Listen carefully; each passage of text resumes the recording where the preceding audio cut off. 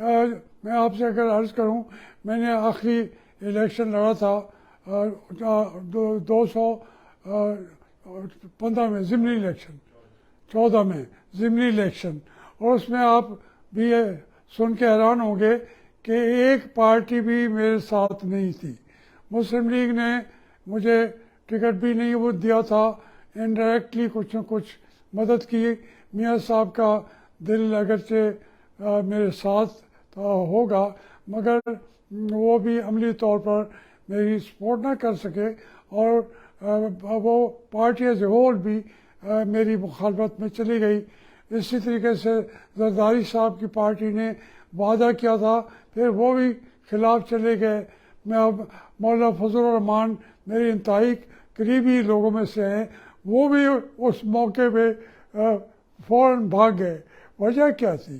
وجہ یہ تھی کہ میرا جو موقف تھا، عمران خان تو اس کو مار رہا تھا، جو آئی ایس آئی ہے، جو اسٹیبلشمنٹ ہے، وہ بھی مجھے ہرا رہی تھی، اور یہاں کا کور کمانڈر عبداللہ ڈوگر جو آج کل گرفتار ہے جی ایچ کیو کے اندر، جو باتیں لوگوں میں مشہور ہیں، تو وہ بھی پرسنلی اس نے لے لیا کہ ہم نے اس کے ساتھ دوسری گاڑی بھی نہیں چلے گی۔ لیکن جو مقامی قیادت تھی، یوسف رضا صاحب، اور انہوں نے ایک آدمی کھڑا کر دیا میرے مقابلے میں۔ اس کو ووٹ تو 4-5 ہزار ہی ملے پیپل پارٹی کو، لیکن بہرحال جو ان کا وعدہ تھا زرداری صاحب کا، بلاول صاحب کا، سارے میرے خلاف چلے گئے۔ وہ خوش کس کو کر رہے تھے وہ میں جانتا ہوں، شاید آپ بھی اب جان گئے ہوں گے اس عرصے بعد، وہ کسی اور کو خوش کر رہے تھے۔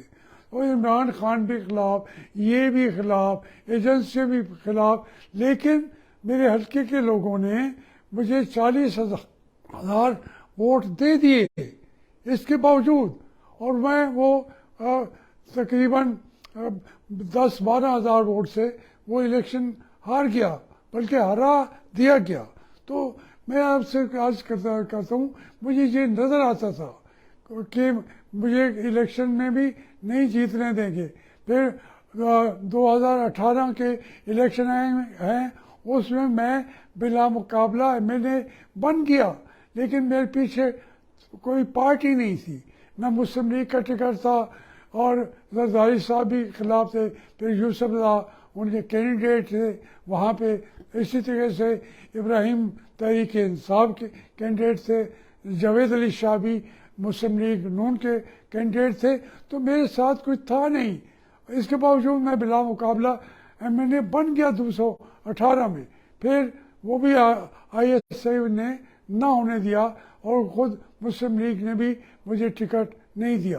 کہنے کا مطلب یہ ہے کہ یہ ایک تنہائی کا سفر تھا، جس کا کہ مجھے پرواہ نہیں تھی۔ پورے جو میڈیا کے اینکرز ہیں، جو جانتے ہیں ایک ایک چیز کو، جانتے ہیں، سمجھتے ہیں، کیونکہ وہ میرے ساتھ مشوروں میں بھی رہے ہیں، دوست بھی ہیں، احباب بھی ہیں، اور ایک اب کوئی چیز چھپی ہوئی تو نہیں ہے، لیکن کوئی اینکر ہمت بھی نہیں کرتا تھا۔ ان کے جو ان کے میڈیا ہاؤسز ہیں، سارے کے سارے میرے خلاف ہو گئے۔ میری باتیں وہ کبھی چھاپتے ہی نہیں تھے، اور لگاتے بھی نہیں تھے۔ کوئی ایک اخبار میرا نام چھاپنا بھی برا سمجھتا تھا۔ میں یہ اس لیے آپ سے کہہ رہا ہوں کہ مجھے اپنے سفر کا پتہ تھا کہ میرے ساتھ کیا ہونا ہے۔ پھر میری فیملی پر جو ان کی زمینیں تھیں، اندازہ آپ کریں کہ ان کی زمینیں جو ہمارے آباء و اجداد کی زمینیں تھیں، وہ پہلے ہی شہباز شریف صاحب جو ہیں جب وزیر اعلیٰ تھے، تو میاں نواز شریف کی بھی مشاورت سے، چودھری نثار علی کی بھی مشاورت سے وہ زمینیں ان سے چھین لی گئی۔ کھڑی فصل کپاس کی جو بہت قیمتی فصل ہوتی ہے، وہ بھی ان سے چھین لی گئی۔ میرے جو عزیز و اقربا ہیں، آپ اندازہ کریں، میرا بڑا بھائی جو 80 سال سے اب زیادہ ہو گیا ہے، اس کے اوپر بھی اینٹی کرپشن والوں نے آ کے FIR والوں نے عمران خان کے کہنے پہ اور ان تمام میرے فیملی کے لوگوں پر کیسز چلائے. اللہ کے فضل سے انہی عدالتوں سے وہ بری ہو چکے ہیں. لیکن ان کو کوئی شرم نہیں آئی, آنی بھی نہیں چاہیے تھی. اور پھر آپ اگر آ کے اس علاقوں کو دیکھیں, وہ ابھی تک موئنجو داڑو کی طرح پڑا ہوا ہے. جو وہاں کا سارا ملبہ ہے, شادی ہال ہو یا کاٹن فیکٹری ہو یا کنٹرول شیڈز ہوں یا ہمارے ویئر ہاؤسز ہوں یا مزدوروں کی وہ کالونی ہو یا مسجد ہو, سب کو بکھیر کے چلے گئے. اب وہ ISI بھی وہی ہے. بھائی جرات کرو, کہو کہ یہ زمین ان کی نہیں ہے. ظلم کی بات آپ دیکھیں. باقیوں کے ساتھ بھی بہت کچھ کیا ہوگا. کہنے کا مطلب یہ ہے کہ یہاں اختلاف کرنا اسٹیبلشمنٹ سے آپ کی جرات میں نہیں ہے. مار مار کے دھواں نکال دیتے ہیں. تو میں صرف آج اس لیے کہہ رہا ہوں, اس بیک گراؤنڈ کے ساتھ کہہ رہا ہوں کہ جو اسٹیبلشمنٹ ہے, اگر کوئی لوگ سمجھتے ہیں یہ آج صرف فیض حمید صاحب کی بیٹی کی شادی پہ تحریک انصاف بھی تھی, وہ ہمارے کیا نام تھا ان کا, وہ ابھی جو چیف تھے ہماری باجوہ صاحب, آپ اندازہ کریں ابھی وہ گئے ہیں, ہم سب نام بھی میں بھول رہا ہوں, باجوہ صاحب تھے. اللہ کا کرم دیکھے کہ ثاقب نثار تھے اور ہمارے صافی صاحب بھی تھے. میں ایک اصل میں یہ ساری جو کہانی ہے وہ سمجھ آ جاتی ہے, چھپتی نہیں ہے. فیض حمید نہیں تھا اکیلا جو مجھے مار رہا تھا, اس نے تو آرڈر دیا تھا کہ اس کو فزیکلی مار دو, جہاں ملتا ہے اس کو مار دو. اب وہ بھی نہیں رہا. یہ بدلتے رہیں گے. لیکن اگر آپ کو بالکل ایک بات میں کہتا ہوں کہ جو بھی کمانڈر ان چیف ہوگا, جو بھی بے شک ولی اللہ کو بٹھا دے, یہ تو خیر حافظ ہیں, لوگ سمجھتے ہیں کہ یہ پورا وہ چینج کر دیں گے. میں سمجھتا ہوں یہ ان کے بس کی بات بھی نہیں ہے.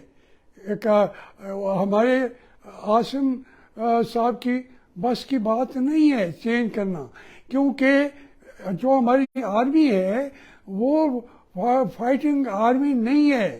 وہ شروع سے ہی رولنگ آرمی بن گئی ہے. وہ بدل لیں آپ بے شک عاصم صاحب کو بٹھا دیں, کسی اور کو بٹھا دیں, انہوں نے اسی طریقے سے چلانا ہے. میں آپ کو یہ کہنا چاہتا ہوں کہ آنے والے وقت میں یہ سب کو اڑا کے رکھ دیں گے. نواز شریف صاحب کو نہیں آنے دیں گے, مریم کو نہیں آنے دیں گے, شہباز شریف کو بھی نہیں آنے دیں گے, عمران خان کو بھی نہیں آنے دیں گے.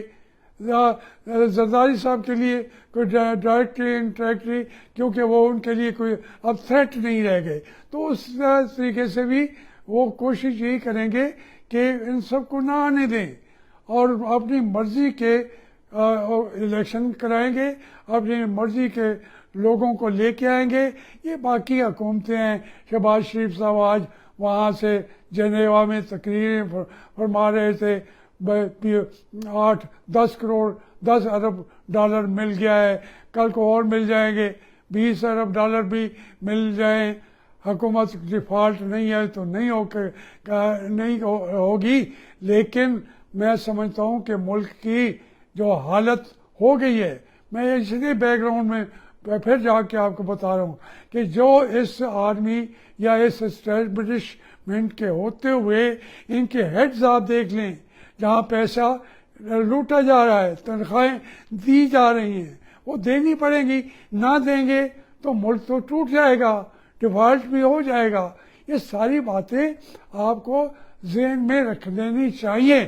ہاں, اگر عاصم صاحب کے اندر اتنی جرأت ہے, ہمت ہے, تو وہ پھر نظام بدلیں. فوج کو اتنا, ان کے جرنیلوں کو اتنا لوٹنے کا سامان بہم مت پہنچائیں, ان کو بھی رشوت نہ دیں. ایوب خان نے اپنے جنرلوں کو رشوت دی، ضیاء الحق نے اپنے جنرلوں کو رشوت دی، پرویز مشرف نے اپنے جنرلوں کو رشوت دی، پھر باجوہ نے اپنے جنرلوں کو رشوت دی. یہ ساری وقتی باتیں کرتے رہتے ہیں، یہ سب رشوت دینے والے ہیں اور اس کے بدلے میں رشوت لے بھی لیتے ہیں. آج کل ان کی شادیوں کے چرچے آپ دیکھ لیں، آپ نظر مار کے دیکھیں، سونے کے اندر تل رہے ہوتے ہیں ان کے بچے. تو اس لیے یہ آرمی نہیں بدلے گی، ان کے جرنیل نہیں بدلیں گے. ہمیں کیا کریں؟ ہمیں ہماری آرمی چاہیے، ہمیں ہمارا کمانڈر ان چیف طاقتور چاہیے. ہم ہندوستان کے آگے سرنڈر نہیں کر سکتے، کیونکہ یہ تو کر دیتے ہیں، ہمیشہ کر لیتے ہیں. کشمیر میں باجوہ نے سرنڈر کر دیا، پرویز مشرف نے نیپال میں جا کے سرنڈر کر دیا. تو یہ تمام چیزیں ہوتی آئی ہیں. یہ بعد میں پاکستان کو سرنڈر کرا دیا انہوں نے، تقسیم ہو گیا ملک، ان کو کوئی پرواہ نہیں ہے. یار یقین منو میرے بچوں، یہ بے درد ہے، یہ لوٹ کے کھاتے بھی ہیں، پھر آنکھیں دکھاتے بھی ہیں، پھر ہمیں جوتے مارتے بھی ہیں، ہمارے گھر کا رزق چھین کے لے جاتے ہیں. میں بتا رہا تھا نا آپ کو، 2 کروڑ روپیہ بینک سے نکلوا کے FIA کے ذریعے، پھر وہاں پہ سپریم کورٹ نے ہر ایک نے فیصلہ تو میرے بچوں کے حق میں دے دیا، لیکن وہ 2 کروڑ ہمیں واپس کریں گے، ٹائم لگے گا، 2 سال 3 سال 4 سال.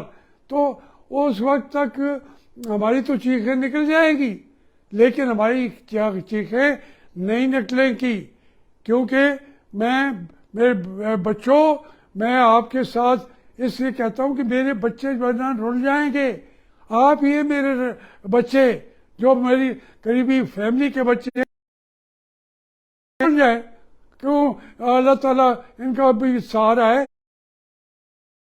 لیکن میں پاکستان کے بچوں، میرے بیٹوں، آپ کو میں رلنے نہیں دوں گا. میں زندگی کے آخری مرحلے تک بات کرتا رہوں گا اور آپ کو سمجھاتا رہوں گا کہ آپ کس ملک میں پیدا ہوئے ہیں، جو بہت، جس میں کوئی شک نہیں ہے، جو وسائل کے لحاظ سے دنیا کے متمول ہوگا بھی، لیکن یہ لوٹنے والے معاف نہیں کریں گے.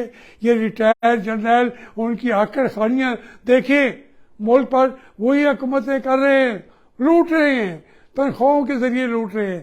اور جو باقی سیاستدان ہیں، ان کے بیچاروں کا، ان کی حیثیت کیا ہے؟ کیا حیثیت ہے؟ بول نہیں سکتے. میں کم از کم اللہ تعالیٰ نے ہمت دی ہوئی ہے، حوصلہ دیا ہوا ہے، میں اپنے بچوں کی قربانی دے سکتا ہوں، ان کے رزق کی قربانی دے سکتا ہوں. میں تو بولتا رہوں گا، بتاتا رہوں گا، کیونکہ میں نے 12 سال کی عمر میں اس ملک کے جیلوں کے اندر جانا شروع کیا تھا، اور آج تک میں تیار ہوں. مجھے پکڑے یا کم از کم میری کوئی تھوڑا بہت تو دکھائے کہ میں نے رولز کی کبھی زندگی میں نے مخالفت کی ہو، کبھی میں ملک کے قوانین کو توڑا ہو. لیکن میں یہ ملک کے قانونوں کو، آئین کو بار بار توڑنے والوں کو، میں ان کو اپنا نجات دہندہ نہیں سمجھتا. اس لیے میں عاصم صاحب کے لیے عرض کر رہا ہوں کہ میں آپ کو نجات دہندہ نہیں سمجھتا. آپ بھی اسی طریقے کے ایک جرنیل ہیں جیسے وہ چور تھے. آپ کے بارے میں بھی میں خوش فہمی میں مبتلا تو ہو سکتا ہوں، لیکن جس نظام کا آپ حصہ ہیں، میں آپ کو ان جرنیلوں سے کاٹ کے دوسری طرف نہیں دیکھ سکتا. اگر آپ کے اندر ہمت ہے، یہ آپ کے لیے بات کر رہا ہوں، بچوں کو گواہ بنا کے ہمت ہے تو پھر کھڑے ہو جائیں، ان سے سب سے کورٹ مارشل کریں، تنخواہیں گھٹائیں، پلاٹ دینا بند کریں. یہ DHS کے اندر جو آپ نے لوٹ مار کی ہوئی ہے، جتنی کی ہوئی ہے، وہ بھی واپس کریں، کیونکہ جو آپ لے چکے ہیں پلاٹ، وہ آپ کے نہیں ہیں، آپ کے بچوں کے نہیں ہیں، آپ کے بچوں کے ہم مستقبل کے لیے کیوں مریں، کیوں لڑیں؟ ایسی آرمی کے لیے لوگ نفرت کرنا شروع کر دیتے ہیں. وہ محبت نفرت میں بدلنے کو قریب تر ہے. پھر کہاں کھڑے ہوگے؟ ملک کو توڑنے والے نہ بنو، ملک کو جوڑنے والے بنو. بس یہی میرا آج کا پیغام ہے. YouTube پر گوگلی نیوز دیکھنے کے لیے youtube.com کی سرچ بار میں googly news T V type کریں. گوگلی نیوز کے پیج پر سرخ رنگ کے سبسکرپشن والے بٹن پر کلک کرنا نہ بھولیے. YouTube پیج پر اپلوڈ ہونے والی ویڈیوز سے باخبر رہنے کے لیے بیل آئیکن پر کلک کیجیے. آپ کو ہر نئی ویڈیو کے بارے میں نوٹیفیکیشن موصول ہو جائے گا.